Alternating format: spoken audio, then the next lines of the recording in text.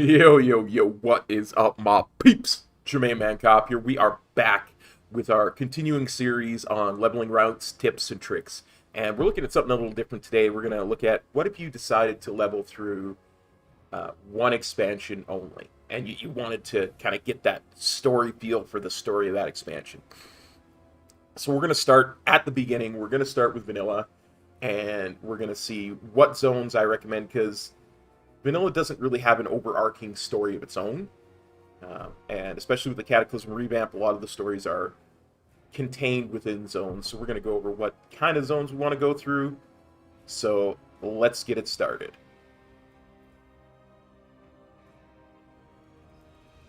Alright, let's get started by creating our character. And since we've decided to stick with vanilla zones, it only makes sense to stick with vanilla races.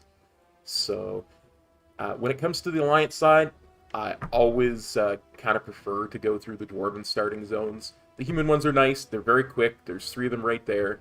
And we'll talk about a couple of them later. But when it just comes to the basic starting experience, I prefer the Dwarves. So let's really quickly create this. And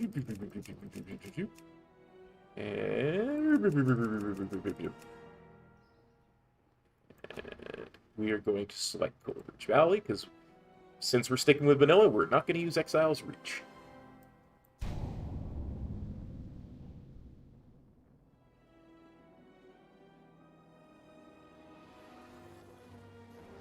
Alright, now we're over on the Horde side creating our character, and there are a couple of really interesting choices here.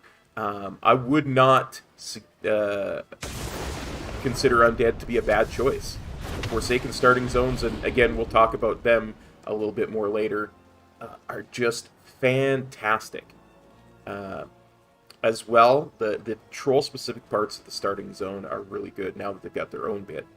I don't even mind the orc one so much, but it does get a bit tedious after you get to a certain point.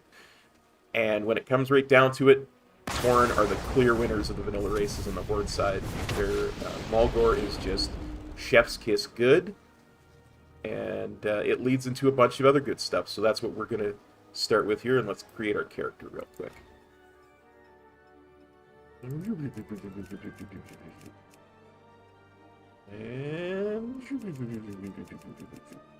we go.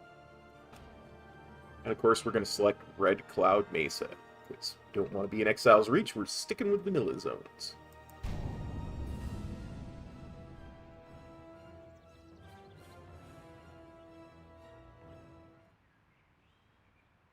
Alright, so you've reached level 10. You talk to Chromie, you're in Chromie time. Doesn't matter what expansion you picked. All of the quests are scaling now to level 50. And you're wondering, hey, what should we be looking at? We'll break it down by continent, and since we're on the Alliance, we'll start with the Eastern Kingdoms and talk about some of the good story zones there. Alright, so if you are following what I suggested already, you're probably either mostly done Dunmurrow or completely done Dunmurrow. A really good way to move on from that and to continue with the Dwarven kind of feel, if that's what you're looking for, is to go into Lochmodan. It's very much a kind of power leveling zone. It's shaped really well. You can make your way basically around in a circle through it, and it has a lot of bonus quests in it that are just objects you pick up off the ground. There's 6 of those, and you just pick them up off the ground, turn them in at the Explorers League, get full quest credit for it. And they're basically right in your leveling path. So it's a really good power leveling zone. On from that is the wetland. I kind of myself look at this as kind of a leveling trap. Insofar as it seems really good, it seems circular, and it seems really kind of a good linear story, but it's really not. There's a lot of back and forth, and it just, when I used to do my 1 to 120s back in BFA, because you still had to level through 60 levels of vanilla, that would be always where things would really start to grind to a halt, because the running in between your quest points is a lot of running. So I would recommend avoiding the wetlands. Instead, there are a couple of really good leveling zones for story in the human zones. I would first recommend Red Ridge. Absolutely awesome story. It's very reminiscent of the story of Rambo First Blood. So, only with orcs versus humans instead of Americans versus the Vietnamese. So, yeah. At in one is a really great story, mostly lighthearted, but yeah, very very fun zone to level through, and it's very circular. So that is kind of something that they kind of tried to do in Cataclysm, was to make the zones feel like they're more well pathed, and you can really see it here. Moving on from there, there is a zone, and I know my good buddy Metro is going to be jumping up and down if I don't mention it. It is Duskwood, because it has an amazing amount of really good little stories. You've got the story of the A-bomb from back in Vanilla, Stitches. You've got the story of Morgan Lattimore. You've got the story of the Worgen, the Scythe of Elune, and Chitters. There's just so much there. It's really good. Right near the end of the zone, there is a lot of back and forth between the two main quest hubs, where you're just, well, I guess we'll take a blight pack half back and wait 4 minutes to turn one quest in. But the story is definitely worth it.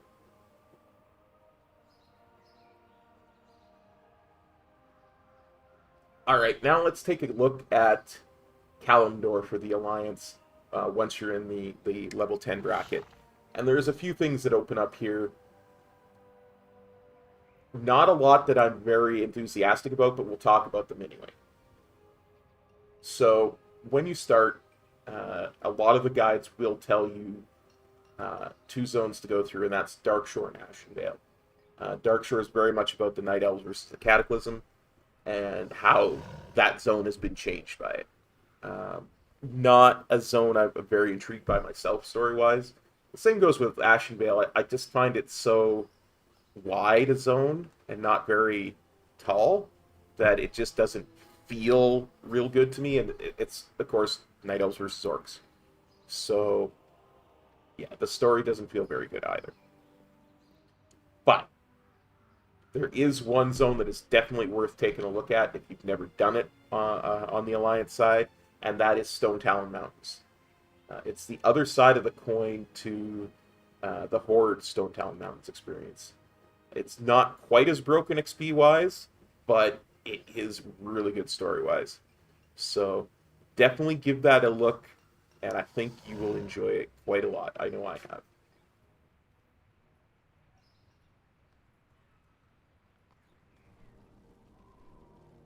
Alright, so you've reached level 10 with your Horde toon, and you're asking me, hey Cop, where should I be? What should I be doing? Just like we did with the Alliance, let's break it down by level bracket, continent. So to begin with, depending on what race you started with, if you were in Kalimdor, it'd be Orc, Troll, or Tauren. You should be just about finished your starting zone, and it probably would be a good idea to flip whatever one you are. So if you're a Tauren, you probably want to finish off Mulgore, flip on over to Durotar, and if you're a Troll, you finish off Durotar, flip on over to Mulgore, and just experience a starting zone that is a pretty decent story and is built for toons that don't have mounts. And you should have a mount by now because you get your first mount riding speed at 10. After you get all that done, I say go on over to Stone Talon. It is an amazing story zone. I will always say this, never miss it with any Horde toon you do. It's a really good look at a different side of Garrosh. Kind of what he was before he was corrupted by the Shah. So, and the leveling speed is legit broken, so it works really well on both sides. Now, if you are a Forsaken, or if you want a bit of a different look, we head on over to the Eastern Kingdoms. As I say, if you're Forsaken, you want to finish off Tirisfal Glades. It's not the best once you start getting to the end for speed, but the story's pretty decent. I totally recommend, at least once, if not every time, to take a toon through Silverpine Forest and Hillsbrad Foothills. Silverpine Forest is kind of the other side of the coin of the Gilnean invasion. You get to see how the Forsaken are kind of pushing into Gilneas, what their motivations are, why Sylvanas is kind of going against Garrosh's wishes, and how she's ensuring that her people are kept safe. Because if she wasn't there, they would have been ground to the grist of the Horde war machine. Unfortunately, one of the most famous lines in Warcraft history has been retconned out, but it's still a pretty nice experience. Hillsbrad Foothills is really good. You get an experience where you're essentially the Terran Mill versus South Shore wars are over. The Horde won. And basically what you're doing is you're finishing off the Alliance. The only thing that I will say, and this is the one quest that I will suggest you do not do, is you do not do the Yetimus quest with the giant elite Yeti, because he scales to your level and he has a massive knockback that can do enough damage, falling damage to you, to kill you. So I would say ignore the Yetimus quest, but do everything else in Hillsbrad Foothills. The quests in Durnhold might be a bit of a challenge for you. But, yeah. If you like a challenge, it's got that too. So that's where we are at level 10 for the Horde in both Kalimdor and Eastern Kingdoms. Next up, we'll see what the level 15 bracket has for us.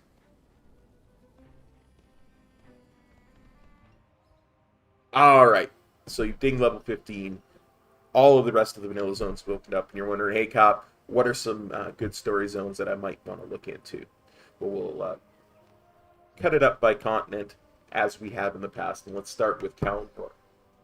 There are essentially 3 really good zones that I feel are often overlooked, but have really great stories to them in southern Kalimdor, and it starts with Dustwallow Marsh. We're talking about the mystery of the Shady Rest Inn, Swamp Eye Jarl's weirdness, and, of course, tragic Theramore. I think just even for the Theramore quest, it's definitely worth it on the Alliance side, especially given what has happened to Theramore after the Cataclysm. So, definitely worth a look, and it flows really well into one of my favorite zones of all time, that is 1,000 Needles. It is an amazing zone, both in its vanilla form and in its Cataclysm form. It is such a unique zone. You've got your own little boat mount. You go from everything from convincing the centaurs to give up their oil, to fighting the Grim Totem, to fighting the Twilight's Hammer cult. So it's just really, really chef's kiss good. And moving on from there, we've got Ungoro Crater. This is just an amazing zone. You've got dragons, my squire. You've got essentially the continuation of the story that was there in Vanilla. And of course, you do everything for Doloria. Definitely give Ungoro a look. For sure, for sure.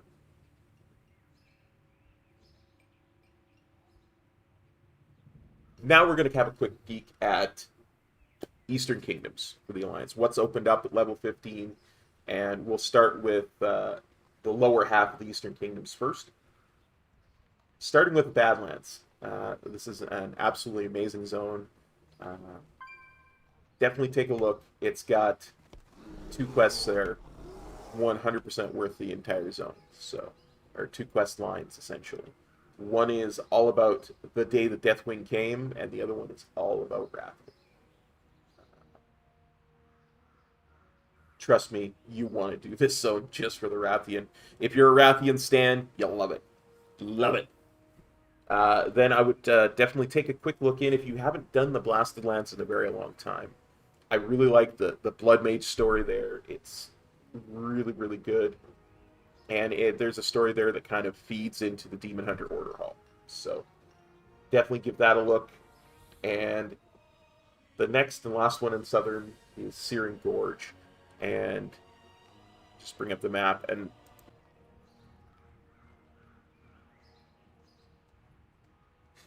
all right, now what I suggest with Searing Gorge is that you stick to the northern part. Once you get done with the quests at Thorium Point, you're basically done with the zone. I'm not a really big fan of the southern parts of Searing Gorge. It just starts to get really spread out. The real highlight of this zone, it actually starts the second you walk in. It's an ogre named Lunk. Do the quest. Trust me, you'll laugh your butt off. Definitely.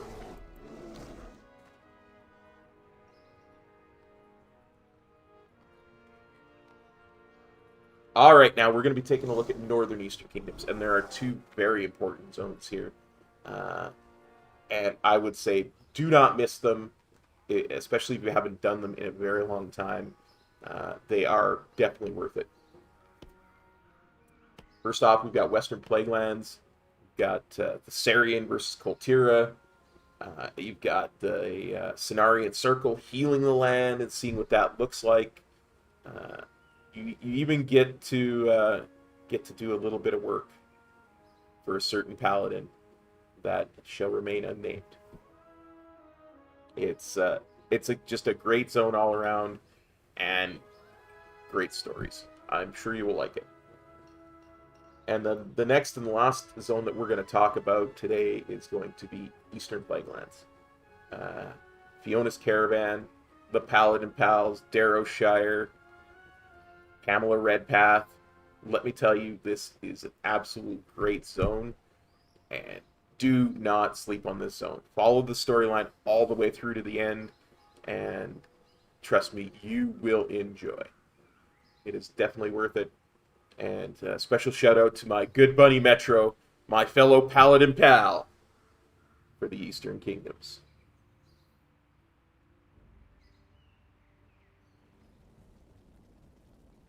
Alright, so you've got the level 15 on your Horde toon, and the rest of the vanilla map is pretty much opened up for you. So let's take a look at what that looks like for the Horde with some new zones. Alright, let's start with Kalimdor. And basically the southern half of Kalimdor opens up when you hit level 15.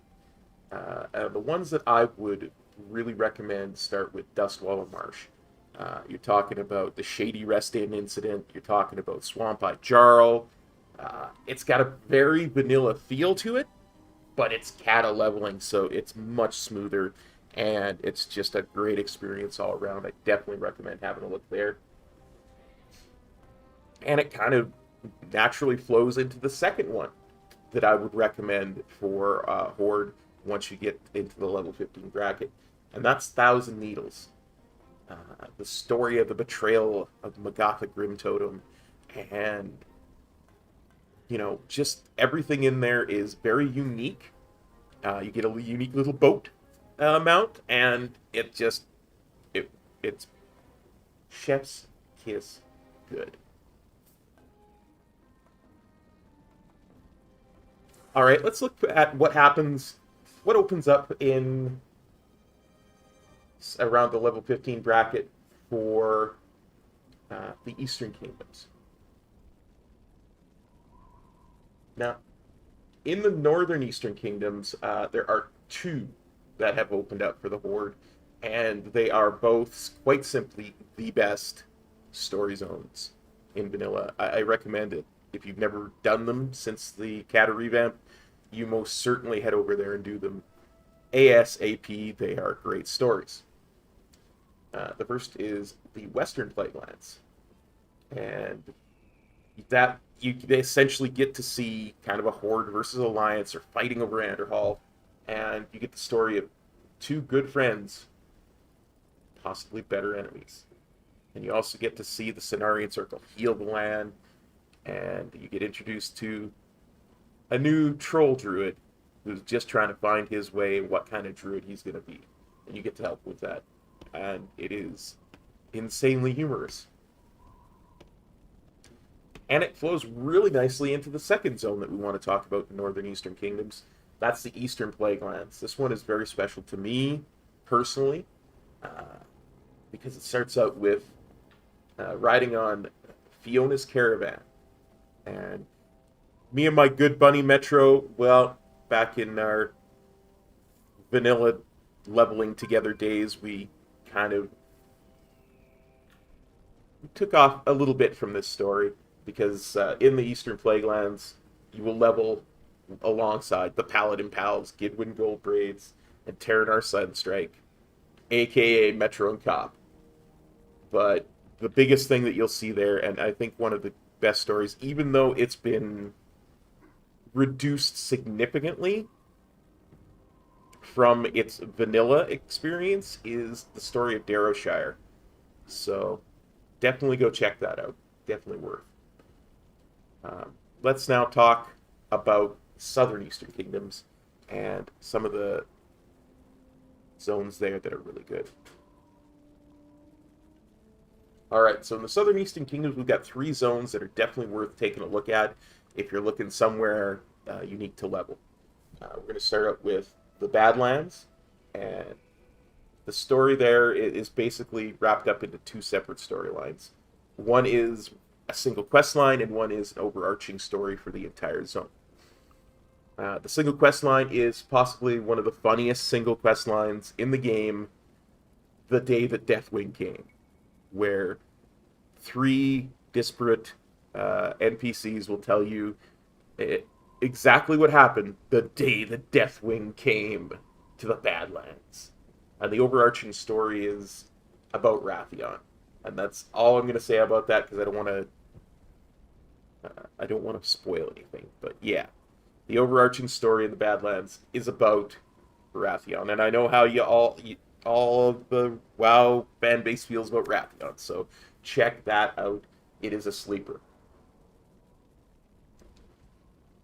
Blasted Lands is the next one I want to talk about, because it's often overlooked, especially because a lot of people, once it got its revamp in Warlords of Draenor, don't go back and look at it again.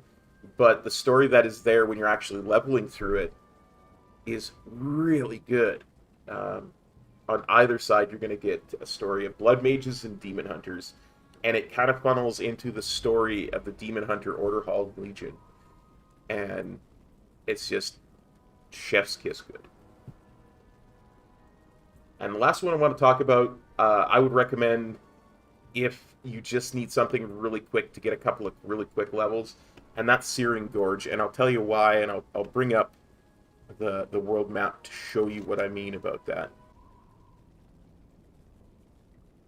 Okay, so we managed to get the map to work, and we're going to bring up Searing Gorge here. And what I wanted to say was, you want to just hit this quick, basically stick in the north. Like, once you get done with the Thorium Point quest, you're basically done with this zone. I don't really like the southern stuff,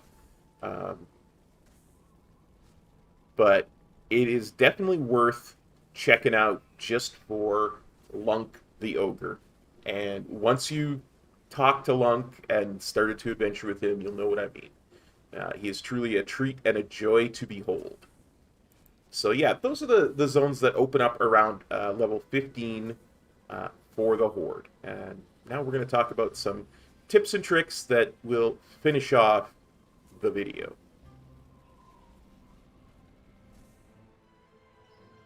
Alright, time for some final tips and tricks. I know I mentioned this in the last video. I'm going to reiterate it here.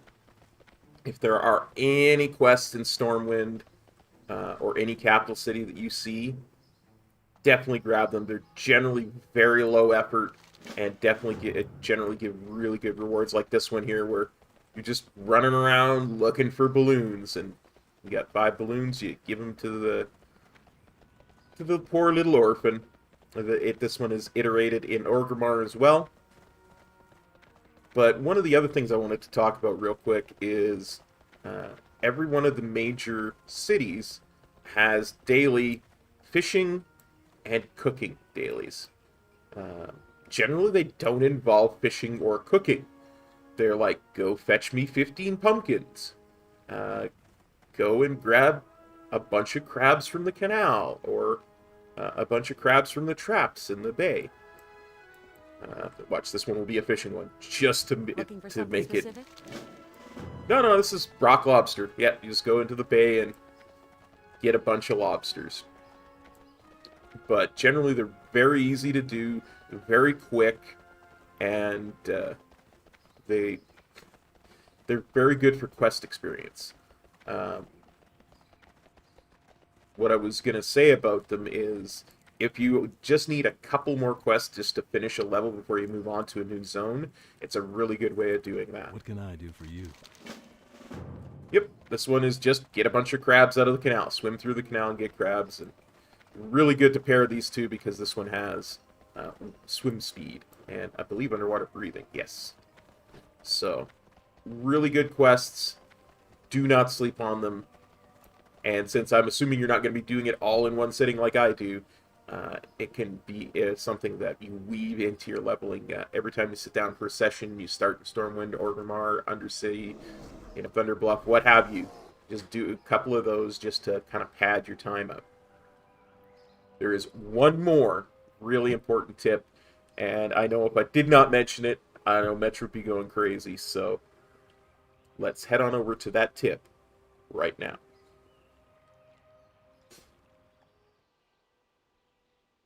Alright, so time for the final tip for this video.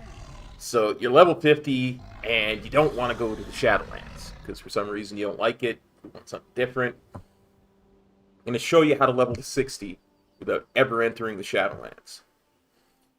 Biggest thing to remember here is this works best when you have a full rested XP, because you're going to get double experience from everything you're about to do.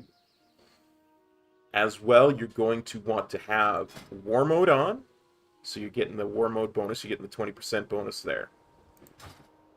What we're going to do now, we're going to engage in a little archaeology.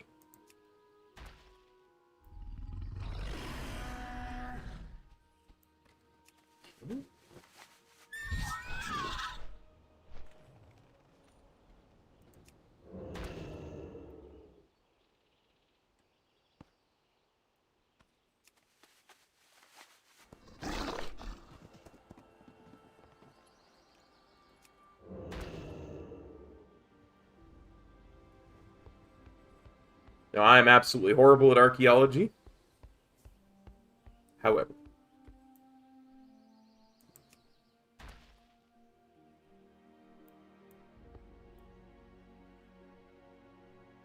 one of the big things to note when you're doing this is everything around you is going to be 20 levels lower than you, so it does not matter that you have War Mode on. It does not matter that you might not have as much gear. Something aggroes, it dies in one hit.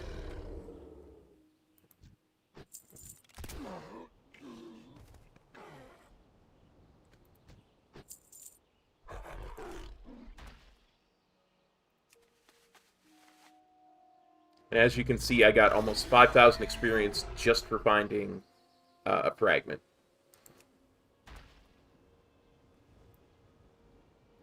That is insanely good.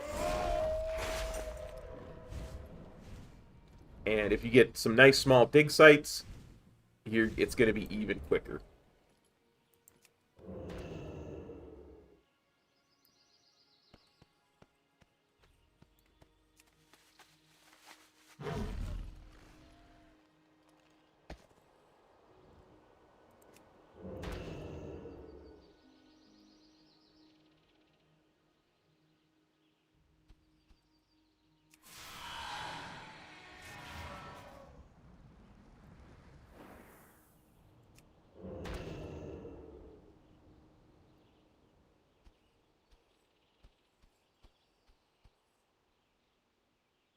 As you see, you can get really close to the mobs. They will not aggro.